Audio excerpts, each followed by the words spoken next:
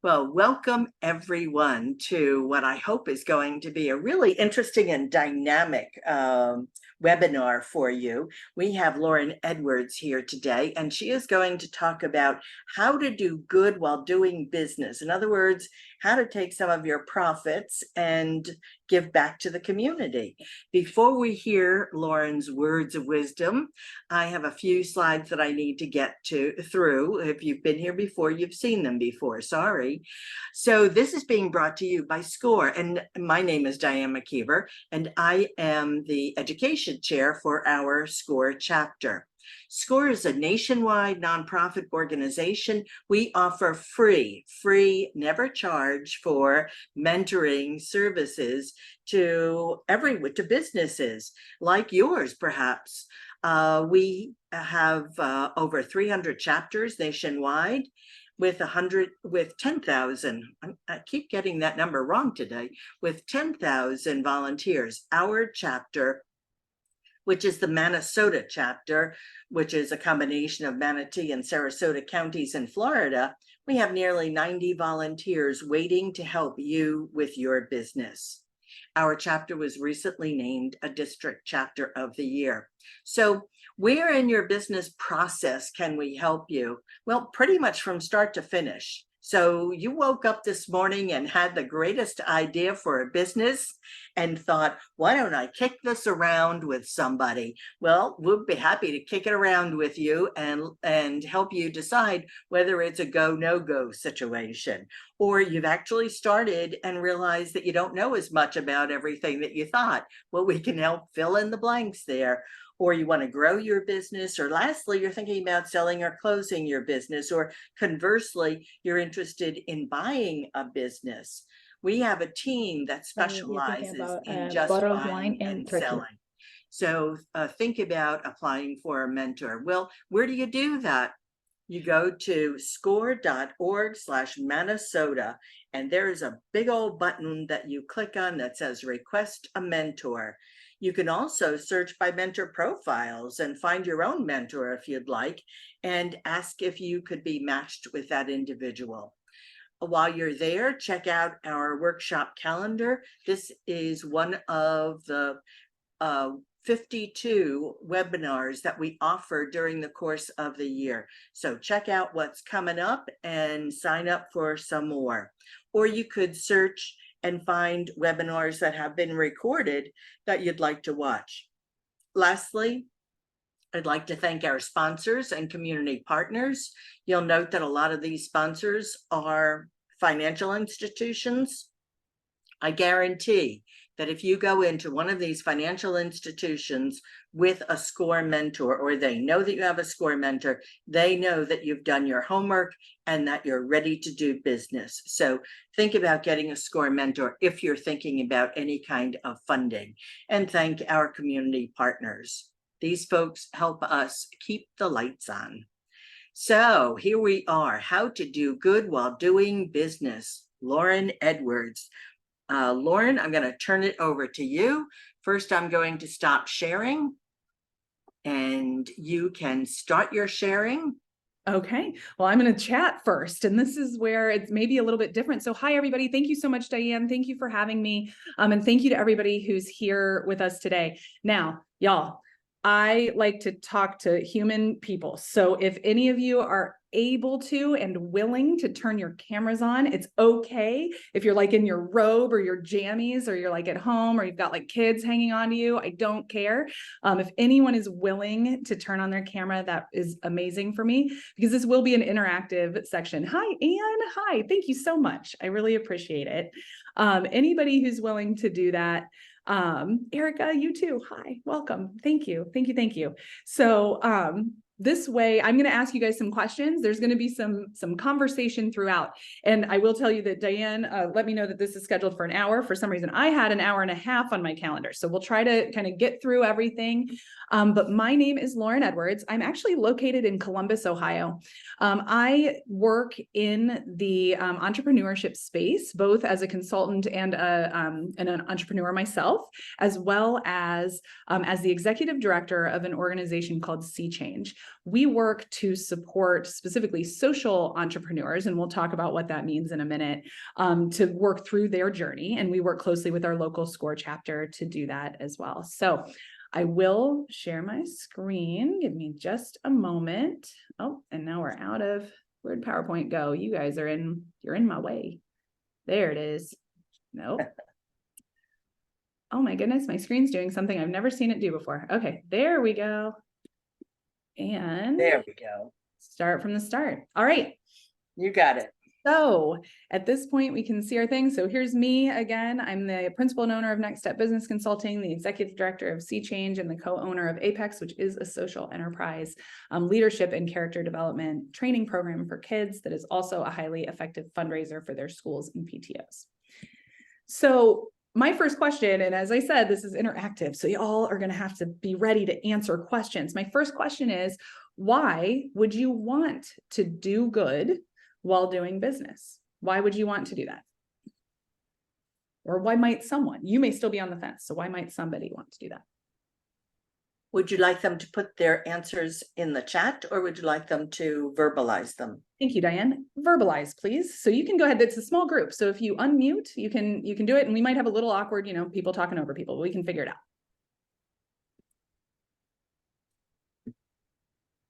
I don't know. It's a quiet group today. I know, and that's okay. Because It's a I want to win-win. experience that we've got chat. Erica, what do you mean by win-win? Well, I have a desire to do good, and so I'm going to be happy if I can do good but still make money. Yeah. And it raises my philanthropic profile in the community for my business as well as me personally. Yeah, that's great, Erica. What else? What do other people think? Why might someone want to do good? And I know Diane was saying it's a quiet group. I will wait you out.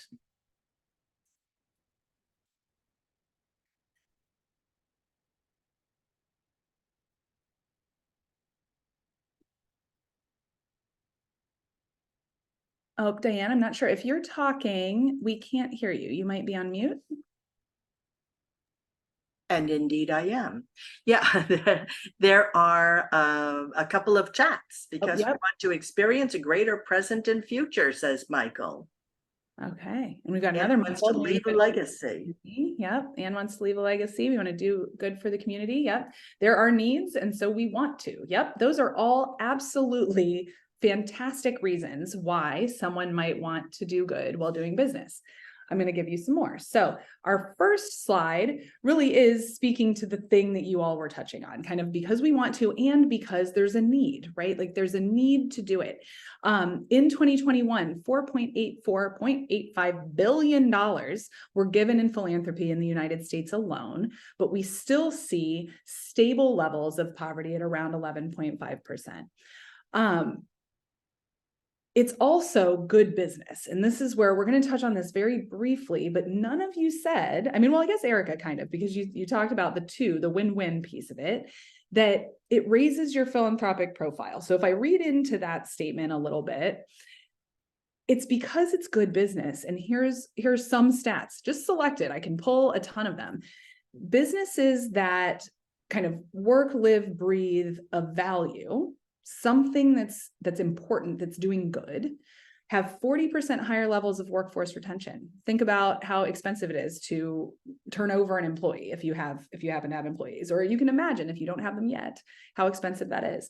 You can outperform your competitors. You have higher market shares. You're going to see faster growth. You're going to see higher customer satisfaction.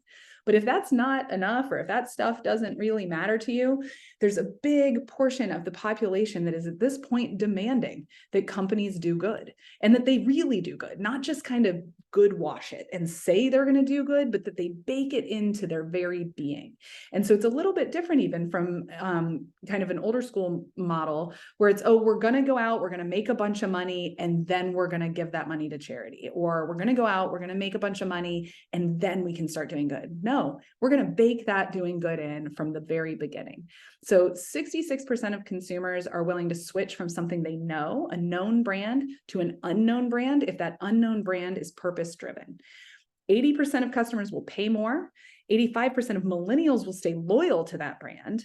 And 75% of millennials would take a pay cut to work at a social enterprise. So folks care. 55% of people believe that businesses have the responsibility to act. And these last two stats are always part of my favorite, is that 42% of people will walk away if they learn that a company is not living to the purpose and the values that it has stated. And 21% of those people will never come back. And I love those stats because I am one of those 21% of people. Like there have been multiple times where I've learned things about companies that have made me say, I will never spend $1 with that company again. So, all right. So if those stats, are not enough, or if they are enough, or we're already convinced we're going to do good. So how do we do it? So can anybody say, have you heard of, or how do you think, like any types of business models that you've heard of that are meant to do good? Can anybody think of any? And again, we can throw it in the chat. I pulled my chat up so I can see it. How about Tom's Shoes? Tom's Shoes. Yep. So these are examples. I'm seeing examples of specific companies that give back. Yep. Newman's. I'm not familiar with Newman's. They might be specific. Paul Newman's. Paul Newman's. Yes, that makes sense. Yes. Yep. And Tom's. What sorts of business models do they have? How are they formed? Do you think? Just a guess.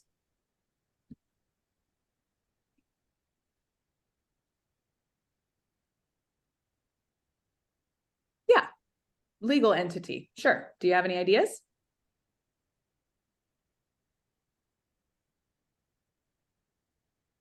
I'll wait.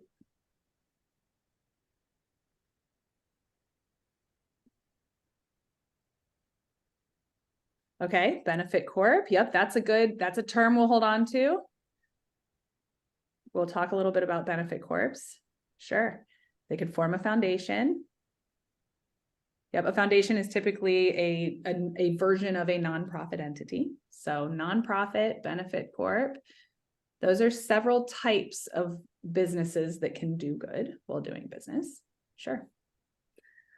We are, for the interest of time, I'm going to keep going. We're going to learn about those two and a couple more. So there are 5 primary ways to do good while doing business. A nonprofit, a 501c something. Most of them are 501c3s.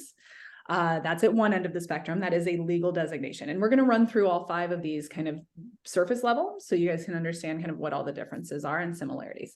Social enterprise, B Corp, certification, benefit corporation, and practicing conscious capitalism. So where do these all fall on kind of a continuum of good? Now, I will tell you that this is my creation. And so just in my experience, my research, my space of work, if we look at kind of the left-hand side of this, which in a moment is going to pop up with nonprofit corporation. So that is a legal designation, like a way to form your business.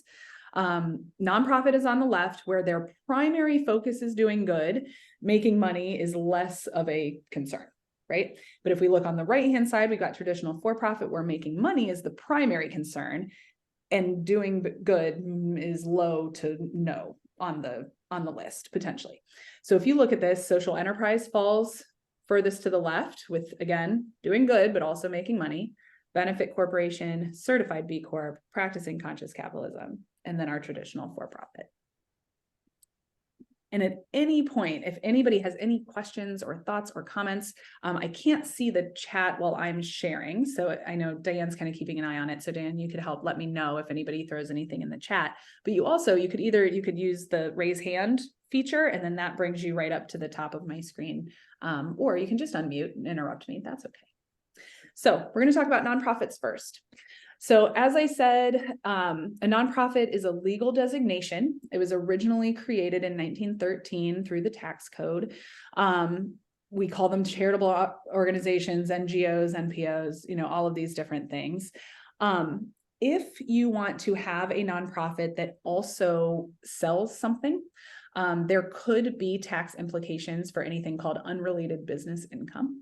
I will say, just for all of these things, I'm not an attorney or an accountant, but I work with a lot of them. So I've got a lot of information that's from those folks that I'm sharing on these slides. But please don't take any of it as official legal advice. So there are two different pieces to set up a nonprofit. You need to both register with your state to be, kind of have an existing nonprofit entity, but then you have to go after your tax exempt status through the IRS.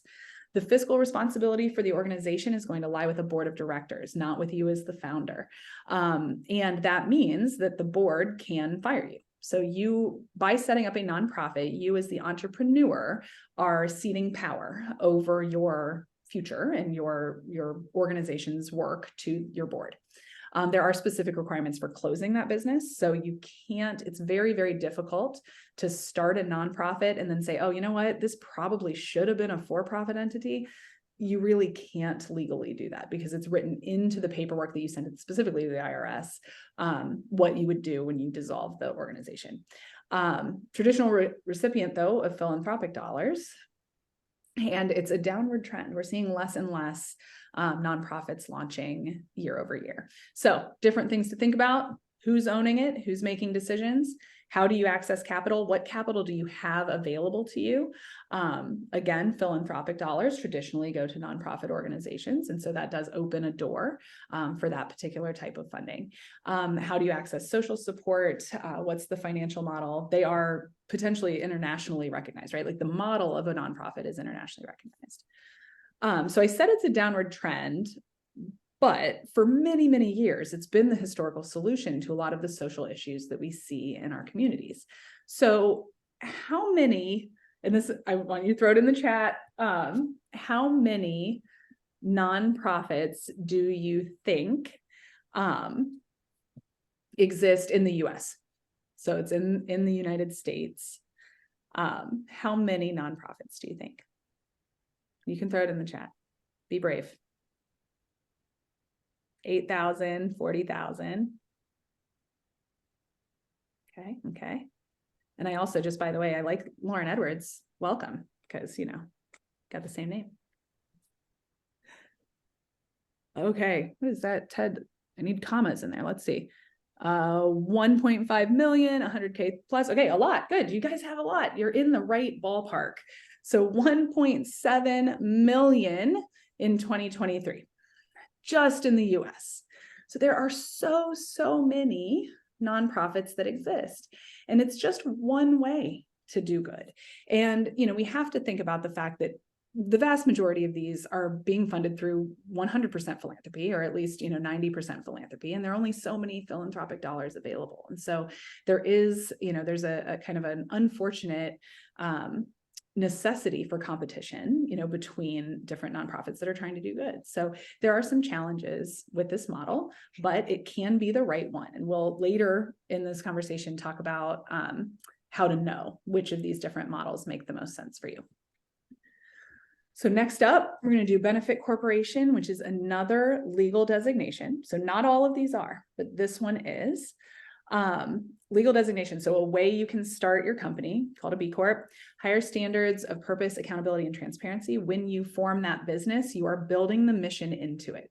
So this one works for folks that are thinking about, starting their business or running their business for good, and they want that good to stay with the business no matter what. So if you do, to Diane's model earlier with the stair steps, if you think you're going to grow something and sell it eventually, but when you sell it, you want it to continue to do good, B Corp, benefit corporation, makes sense for you, because that will solidify and legitimize that mission into the creation of the organization, so it can never go away. 38 states have legislation allowing benefit corporations. Others have introduced legislation, so it's something to kind of keep an eye on. And honestly, I should have double checked about Florida, but I did not, and I apologize. Ohio passed their legislation 3 or 4 years ago, so we're relatively new to the benefit corporation game. So things here: we can attract talent, we can access capital, again, increased accountability, reduce liability by having a corporation or an LLC, and protecting your mission. Oh, come on, there we go. Some examples that you may know of or may have heard of: Patagonia, Method, King Arthur Flour, Method Cleaning Supplies. These are all organizations that are launched as benefit corporations. All right, tricky. That's a benefit corporation, which we could call a B Corp, right? You could certainly shorten it to that. In this case, we also have B Corp 101. Now, this type of B Corp is not a legal designation. It is a certification provided by a company called B Labs. Now, B Lab is going to ask you, if you want to go after a B Corp certification, to fill out a very long and lengthy survey that asks about your entire kind of social and environmental impact. How do your operations impact all of these things, right? It's things you can see on the slides: workers, community, environment, customers, etc. The process takes a couple of weeks. You must have been in business for at least a year, and then you have to re-up every 3 years. So this logo in the kind of the upper right-hand corner is what you will see. And sometimes people do, I guess, shorten it or crop it to be just the circle with the B in it. But that is the logo for a B Corp. So again, providing kind of this transparency, increasing brand awareness. It's a verified performance. So if someone wants kind of a seal of approval that says, yes, I do good. I don't just say I do good, but I really, truly do good. This is the globally recognized way to do that. Some examples. So notice Patagonia is on both the last example and this one, but there are over 7,700 B Corps in over 90 countries. So this is a globally recognized seal of approval for organizations that are doing good. I keep kind of jumping back and forth to check my chat. Let's see. Oh, thank you, Diane, for confirming that, excuse me, that B corporations are allowed in Florida. Thank you for double checking that for me. So that's cool. So our next one that's up is conscious capitalism. So conscious capitalism is a little bit different. It's also not a legal designation. It's also not a certification. It's a kind of self-claimed way of doing business. So typically, conscious capitalism is going to be a decision that's made by your company leaders to try to look for kind of this, what they call a win-win-win proposition. So no matter what decisions are being made about the organization, and anytime it affects an external party, whether that's a client or a customer or the community that you live in, or your vendors, like people that you would buy products from, any of those folks, any decision that's going to affect any of those folks has to be put through this lens of trying to make sure that everyone wins. And so how do we, it may mean that some folks have to give a little bit and do more compromising in this contract. Maybe, the vendor has to give a little, you give a little, whatever, to try to make sure that everybody wins. There are a lot of resources around this because there are a lot of folks that do this, and there are conscious capitalism chapters, kind of similar to SCORE. There are different chapters in different communities that help to lead the way. So these are traditionally what we're going to see as far as our examples go. There we go. Are some other really big, mega brands. So we've got Whole Foods, Campbell's, Panera, Kind Bar. Like, these folks have decided the original conscious capitalism concept was created by the CEO of the Container Store. So it's folks that are, high up, big C-suite people saying, hey, our organization's going to do good. And the cool thing is that anybody can do it. You don't have to be a big, giant, mega company to do it. Just these were some of the examples that I figured people would recognize. And that is kind of the source of where the concept came from originally. In between each of these, I'm checking the chat. So thank you for your patience as I spend just an extra second. So our last one is Social Enterprise 101. And this is the one that's nearest and dearest to my heart because it is the space in which I work. The entrepreneurs that we work with all identify as social enterprises. And so again, this one is not a legal designation. It's ultimately kind of a self-certification. There is no official seal of approval. There is, other than, the ones we've talked about already. There is none of that. It's a way of doing business, and it's a way of building your business from the ground up. So it's an organization, program, or business that is doing two things. There's always going to be what we call sustainable business techniques, which involves the sale of a product or service. Like, you're selling something, and you have a non-negotiable measurable social change. So if you were to Google social enterprise definition, you'll see 100 different definitions, but all of them boil down to these two pieces, that these two pieces are non-negotiable. They are part of the definition and the fiber of the organization's being, is that you are trying to do good and you're trying to make money while doing it. So it can live within a nonprofit as kind of a program or a department, or as the nonprofit itself. A nonprofit can be a social enterprise. Ours is. Or it can be its own for-profit entity, kind of any of the things, benefit corp, LLC, C corp, S corp, whatever you got. You can definitely have social enterprises kind of on both sides. So some of the benefits are things to think about here. We're going to go deeper into this one because, again, it's my kind of bread and butter. So we'll talk a little bit more about it. But you can provide what I call a reliable source of income, but it's sales, so of products or services. So that's as reliable as you can make it, but at least it's maybe a little bit more controllable than philanthropic dollars, right? Like you have a lot more to do with it. Philanthropic funders want sustainability. They're starting to ask more and more nonprofits to prove that they're trying to be financially sustainable without only relying on philanthropic dollars. And, kind of all the rest of these we talked about back when we said, why would we do good in the first place? Because people want to support organizations that do good, or because you all shared, you want to. You see a problem and you want to solve the problem. So you are a social entrepreneur, like that. Your goal with your business is to do good. Now, what I'll say is, I told you could Google and there will be 100 definitions of social enterprise. The main places where you see some differences are, what is someone's definition of being financially sustainable? So, for a for-profit entity, it's pretty straightforward. Like you need to have enough money to stay in business. So that's pretty easy. But for a nonprofit, it becomes a little bit more gray.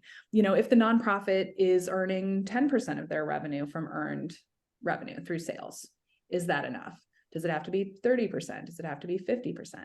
It can't be more than 66 and 2/3%, because you've got an IRS test there. So anybody who has a nonprofit, we can talk more about that. But what counts, what counts. And so you'll see different definitions of kind of what does sustainable mean.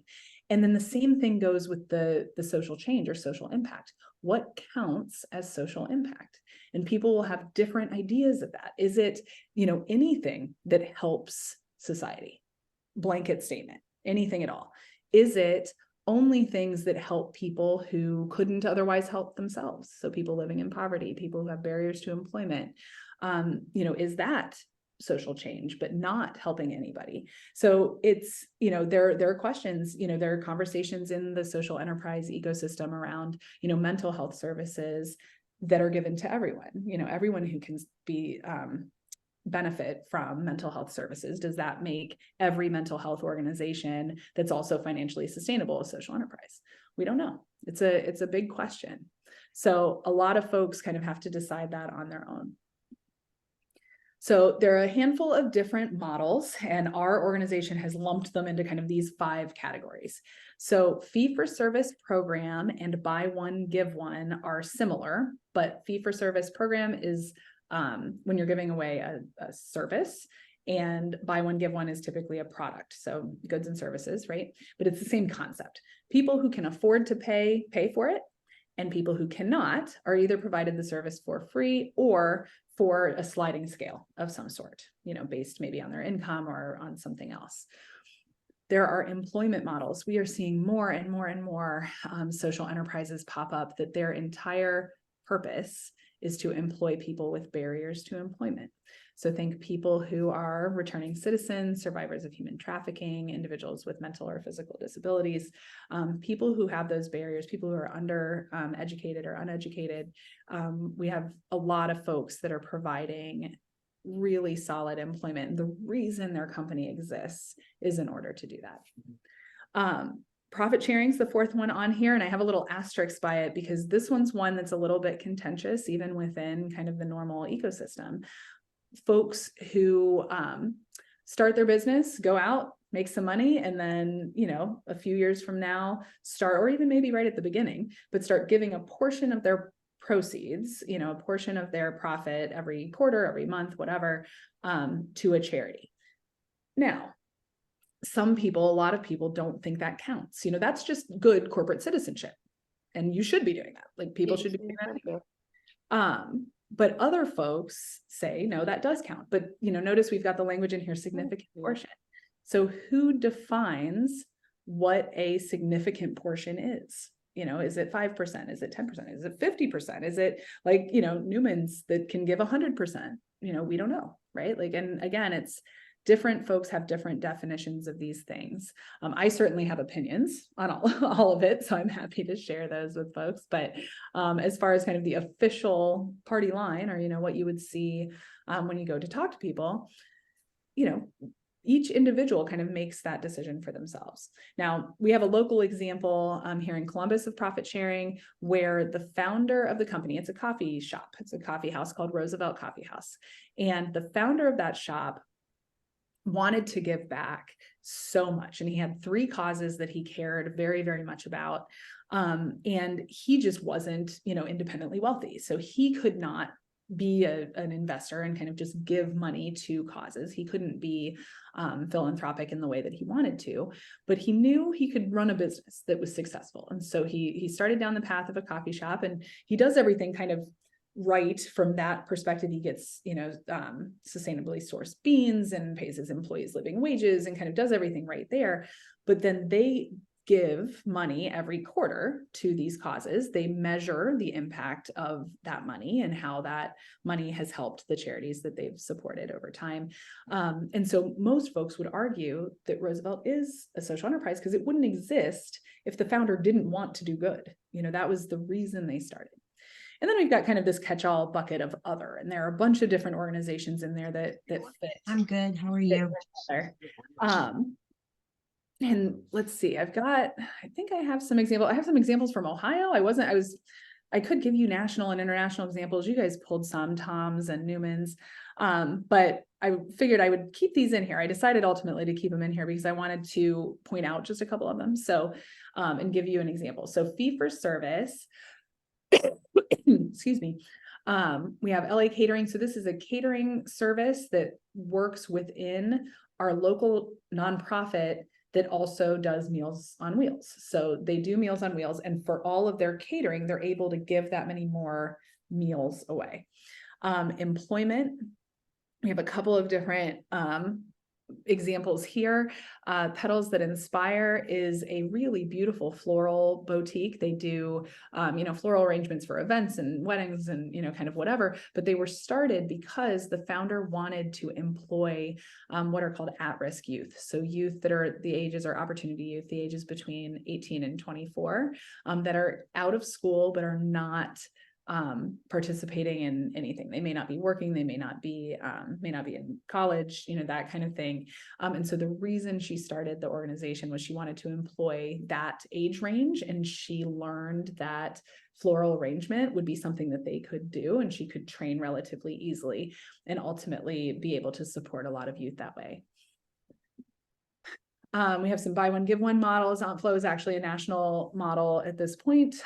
They are, it doesn't have to be literally one for one. It can be just kind of number to number, but Flow provides completely cotton and organic tampons and pads for menstruators in need. For every handful that they sell, they are able to give those away through partnerships with homeless shelters. And so they do that all over the country.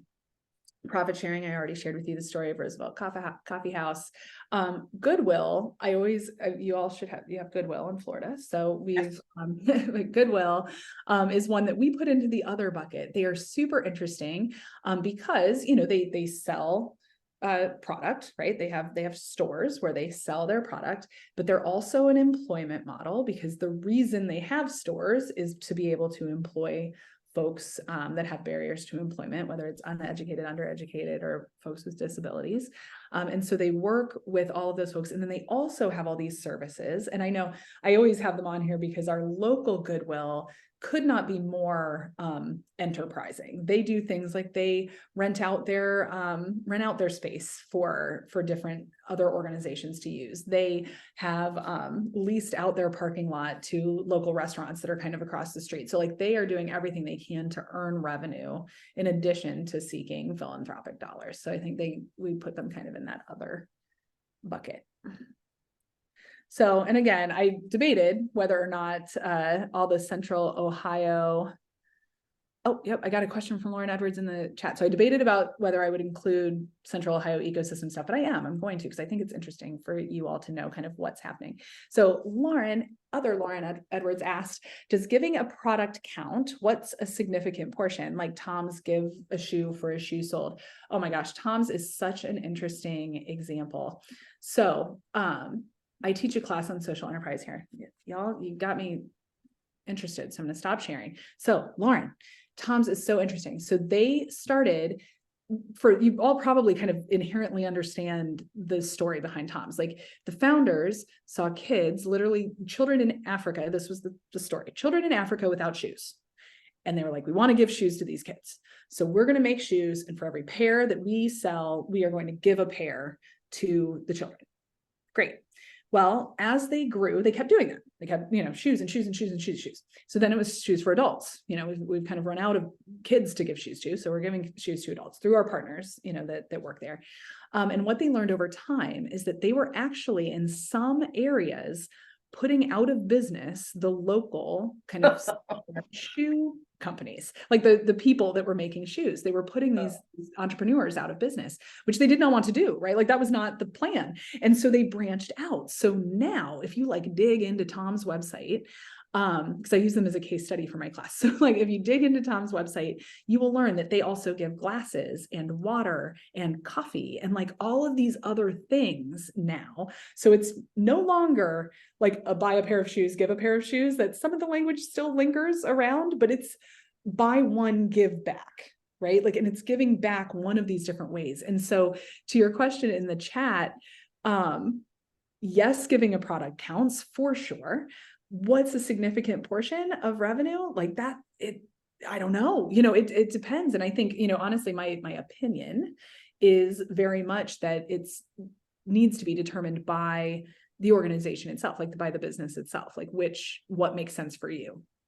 What is a significant portion? And not everyone will always agree that that is a significant portion. And as an entrepreneur, we kind of have to be okay with that because not everybody's going to agree with us all the time. All right, I'm looking at the time. Oh, I want to get through things. So super quick, because I'm in Ohio and you're not, but in Central Ohio, the reason why I decided to keep this in here is because I wanted you to see this. So we actually have over 100 operating social enterprises just in our county, but 43% of them are founded as nonprofits, 57% are for-profit. We have 6 of them that are business to business. So their customer is other businesses. We have 13 of them that are business to consumer. So the people they're trying to get to buy their product are individual people. And then we have 71 that are both, that model, both. Here are some of our alumni figures from the program that I run, that our organization runs.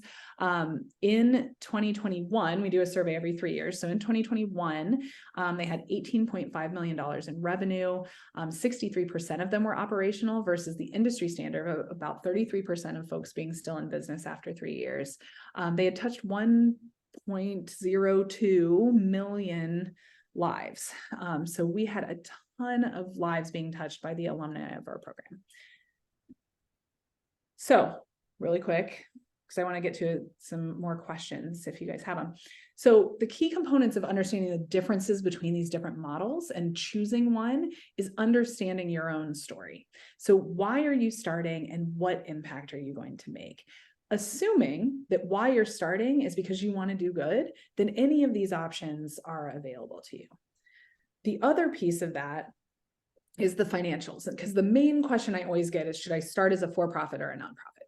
And we have a lot of folks, and God love the SCORE mentors. I know our local SCORE mentors often are like, oh, you want to do good? Let's start you off as a nonprofit. They just like drive down that road and say, that's what we're going to do. That's what a lot of our SBA folks do. A lot of our different, and that's why Sea Change exists, is because we say it doesn't have to be that way if you don't want to be.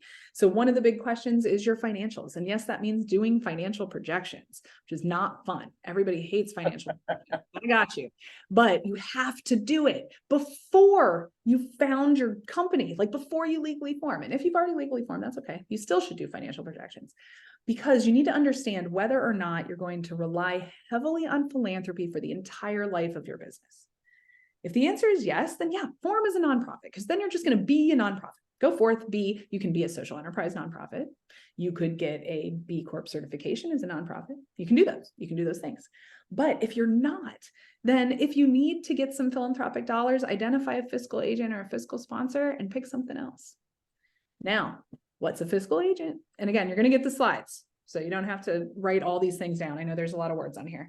The short answer is that it's a nonprofit that's willing to manage your philanthropic funds. So you can still apply for grants, but you're applying for grants under their 501c3 or 501c. And that nonprofit is willing to guarantee what they'll be used for. Here are some details about what that looks like what that relationship looks like. You'd have to hunt around a little bit to see what organizations play that role in your community. I know our local United Way plays that role often. We have an organization called Community Shares that is a big piece of why they exist, is that fiscal agent role.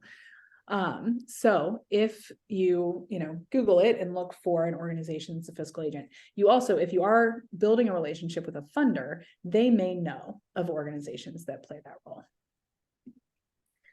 Here's a really fun, I'm saying that a little bit sarcastically, a very fun decision tree for you to think through all of these different questions. So initial assumptions are that there is a revenue generating product and that social impact is important to you. So if we have both of those things, then we can start by just asking ourselves the question, will you rely on philanthropy for the long-term financial sustainability of the business? No or yes. Then here are what the options are, kind of moving along, and some things to think about. Tried to just put this all on one page. I know it's like 80% successful. Here are some websites that have additional resources about kind of all of the different options that we talked about today. And the bottom has my contact information. That first thing's an L for L Edwards at seachange.org. And sorry, I was breezing through. So sharing. Whoa, went so fast. So I would love, see, I did it 45 minutes and then Good job. And that's what you said. So, all right, everybody. I want to know about your business. Normally I do like a whole intro and make you all tell me about your businesses. So I want to know about you. So feel free to tell me about you and ask whatever questions you have. I can try to help answer them. Let's turn those cameras on. Let's see your sweet faces. I saw Lauren for a minute. I did. I saw Lauren blip in and out. Hi, this is Sarah Bella Johnson. Can you hear me? Mm-hmm, mm-hmm. Great. So I have a company called My Period Bag. And so My Period Bag, we focus on reducing the stigma around periods and ending period poverty. Okay. And so I saw that you had Aunt Flo on there, and I'm curious to the research if you would like to share it, or if you could share it through email regarding TOMS and their social aspect and how they evolved over the years. We would also like to do that with our organization. We have period bags. Inside of each period bag has pads, tampons, hand sanitizer, feminine wipes, all of the items that you would need to be safe and clean during your menstrual cycle. And so we would like to give a product after a product is sold, but we would like to understand the process before we delve into that. Yeah, absolutely. So I'm happy to share. I mean, I have just like a case study on TOMS, but it's a business school case study. So I don't know that would be extremely helpful, but I do think the idea of building out My Period Bag as a social enterprise makes total sense. And so Sea Change does have our curriculum available online, and we have in the past held like national cohorts where people could apply from all over. And so we've had people from Florida participate in our programming, but Aunt Flo is also an alumni of ours, and she's kind of crazy, amazing, and started out with a buy one, give one model, where she kind of did, it sounds like kind of similar to what you are looking at doing, kind of for individuals would purchase and then she would be able to give away. So it was a B2C model. And she learned very quickly that her best return on her investment of time was to actually build relationships with bigger organizations. And so she's now putting period products in places like NFL stadiums, which then gives her the revenue that she needs to be able to give away as many products as she possibly can through our shelter system. So I think, looking a little bit more into Aunt Flo could be interesting. And if you'd like a connection, I'd be happy to try. Claire is obviously a busy person, their founder, but I'm happy to do an email introduction if you ask me for it. But I can look for my Tom's case study and get that to you.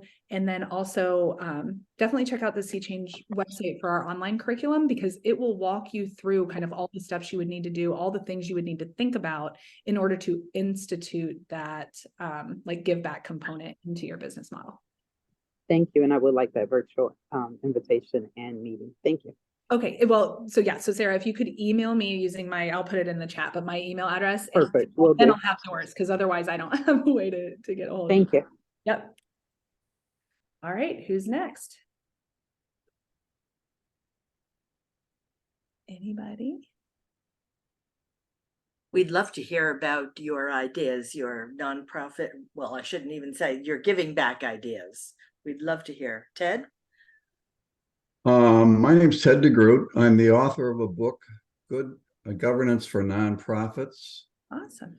The book's concept is that good governance results in a corporation that is able to accomplish its mission, and results in a situation in which donors appreciate the value of their donation, and that the members, the volunteers, understand the value of their contribution of time and talent.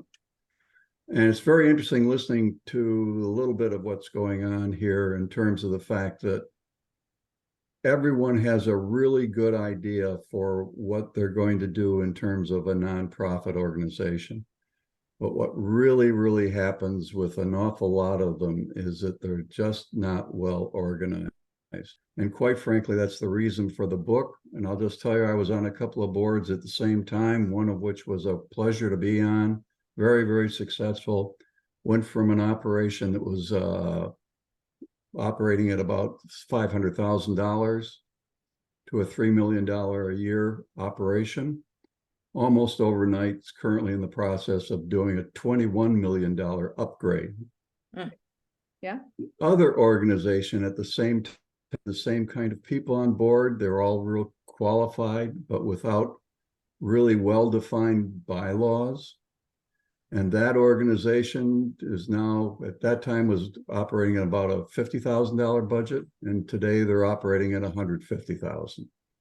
And it's a matter of organization. So it's something for each of you to really take to heart, the fact that you really, really need to go into and think about how your organization is defined, and make sure that it is really well defined, and everybody, and particularly the board, understands their role and what they need to do. So I just thought I'd listen in and see what's happening. Very, very interesting. Sounds good, folks. Yeah. Thanks, Ted. And I'm going to have to check out your book. I couldn't agree more. I certainly, as a consultant, I work with a lot of nonprofits to help with those sorts of questions. I think operationalizing things and organizing things is really my strong suit. So Publish your address and I'll send you a copy. Okay, awesome. Thank you. Ed, could you put the name of your book in the chat, please? All right. And I see Michael asked a question, a really good question that, would take me more than 11 minutes to thoroughly answer, but he has a really great question in the chat. With so many organizations greenwashing or good washing, I have a feeling that huge percentage of people carry a skepticism around just how truly socially impactful a company is, even with certifications. Could you comment on this? This is a huge thing to surmount. I think the short answer is that, you know, the skeptic part of me and jaded and kind of disillusioned part of me would say, yes, Michael, like you are absolutely right. Like the vast majority of people think that nobody's doing good anymore and blah, blah, blah. But when we look at the data, we know that people want people to do good and that they are willing to support organizations that say they are.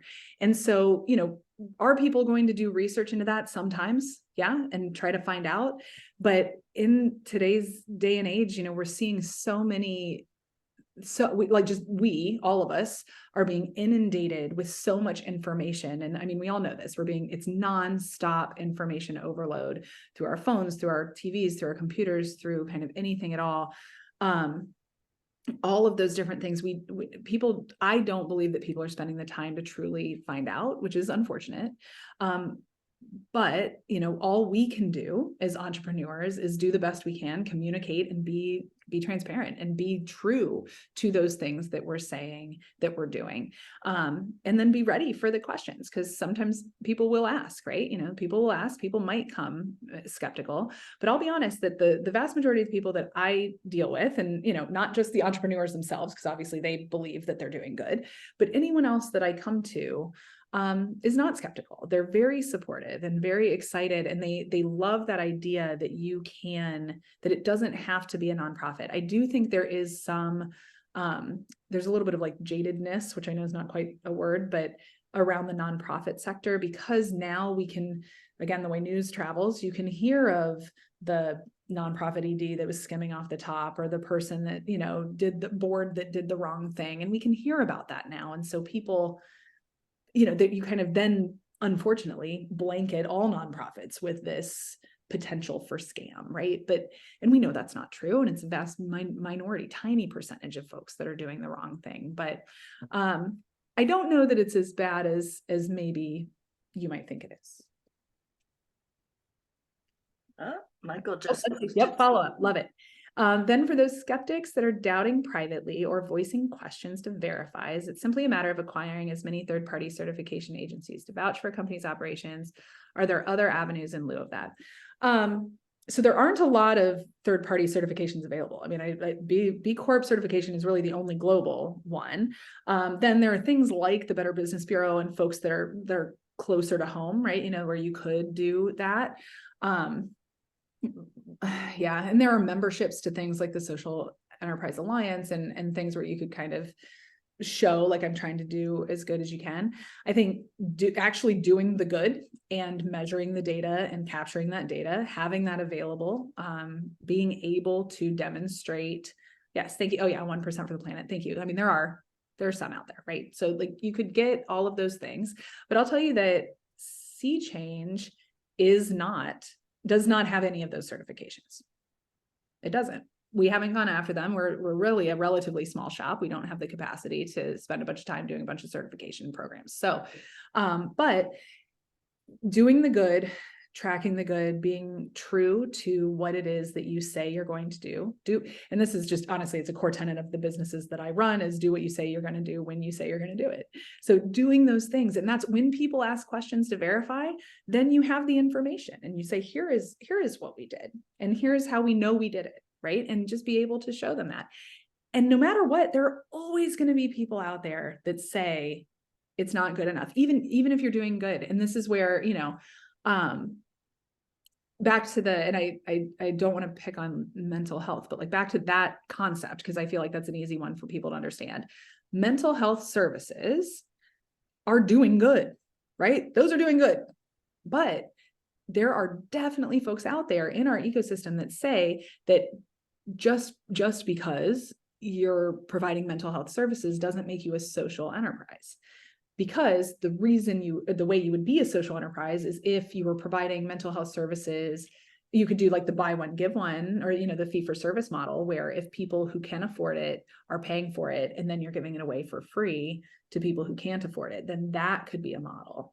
But if you're just a traditional, you know, mental health organization, that doesn't count. So there's going to be somebody who says it doesn't count no matter what, if you're going the social enterprise route. And that's okay.